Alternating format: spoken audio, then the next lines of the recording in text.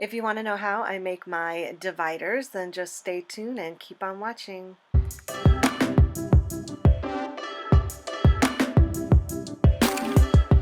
Hey guys, it's Bonnie from Bolderbon. Welcome back. Today I'm going to be sharing how I make my dividers. Now you can use these for many different reasons. I actually use these to store my Etsy stickers for my shop. I have lots of different sizes here. I use these ones for the smaller stickers and large ones. I also make dividers for binders as well. So I do print on the cardstock and laminate them. For the smaller ones, I actually use large paper pads from Michaels. These seem to be a little bit thicker cardstock, so I do not laminate the smaller ones. I will show you how I do different top dividers as well. For the ones that I have laminated, I use a little bit thinner of a cardstock. I like to use solid prints for my larger stickers. That way I can make labels for them. So let's go ahead and get started. All right, so I like to use my Silhouette cutting machine to make my dividers. I also design in here as well. You can use your Cricut or of course scissors.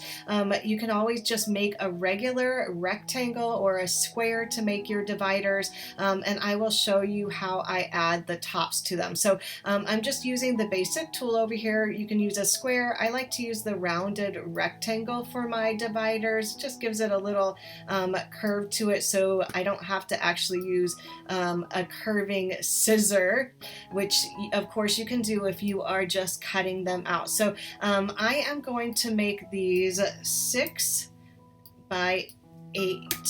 And that is the dimensions I like to use for my larger sticker sheets. Now, in order to add a top tab, you can do the same exact thing. You can also make it really fun tabs as well. Little hearts, if you like, can be on there. That is a fun little thing to add. Now, I am actually just going to show you a basic one where I add regular basic top dividers. So I'm just going to put one extra rounded rectangle. Now I line it up against the edge of the divider there so that they are linked.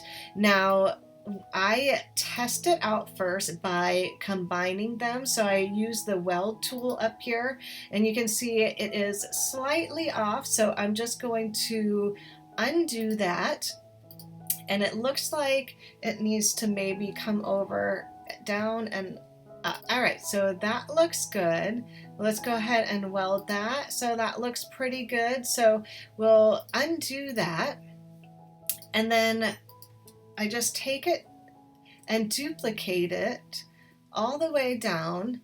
Now, depending on how many you want, I typically like to have 6. So what I do with 6 is take all of the dividers and drag it down to the edge of the divider here. All right, so now that we have our 6 top tabs, we actually need to make the 6 dividers.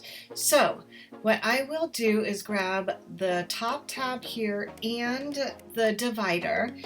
Command C and Command V will duplicate it.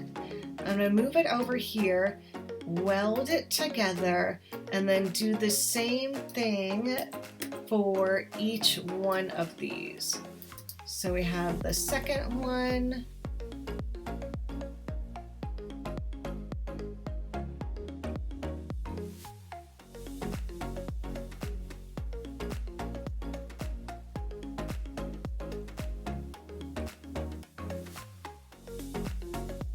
All right, so we have all 6 of our dividers now. Now, if you actually want to laminate these, you can offset it. So the first cut here will be for our cardstock, and then if you offset it, the second cut will be for laminating. Now, I like to change the colors. That way I know which line is for laminating, which one is for the cardstock. So let's go ahead and cut some.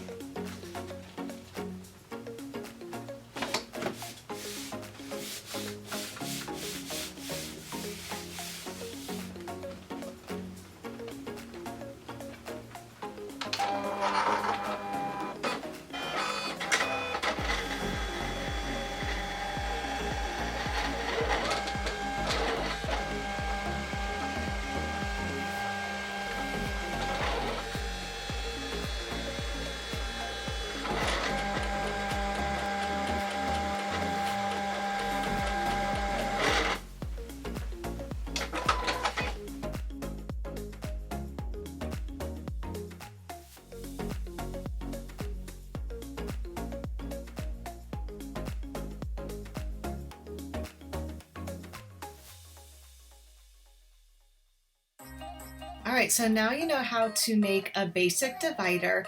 Like I said, you can add really fun tops to your divider as well. I have these fun tabs for my small dividers. These are actually just grouped together instead of welded, so I can take them apart. You can create your own funky tab if you like, just by messing around with the points here. So you can do whatever you like and make it your own. That way you have your own tab. So this is a fun little fun design that you can make. You can also add these to the tops. Let's go ahead and add this one here. So this can be on here, and then you just group them all together. Let's make sure that welds. That looks good. And now we have our own original fun top. So just by using this cute little guy and adding it to the top gives it your own little flair and completely original. So let's go ahead and print these guys out. I'm going to print these ones on the larger cardstock. Now in order to do that, you do need a larger silhouette cutting machine rather than the portrait, because I am going to be using 12 by 12 cardstock. So we'll go ahead and make sure that that is on the 12 by 12.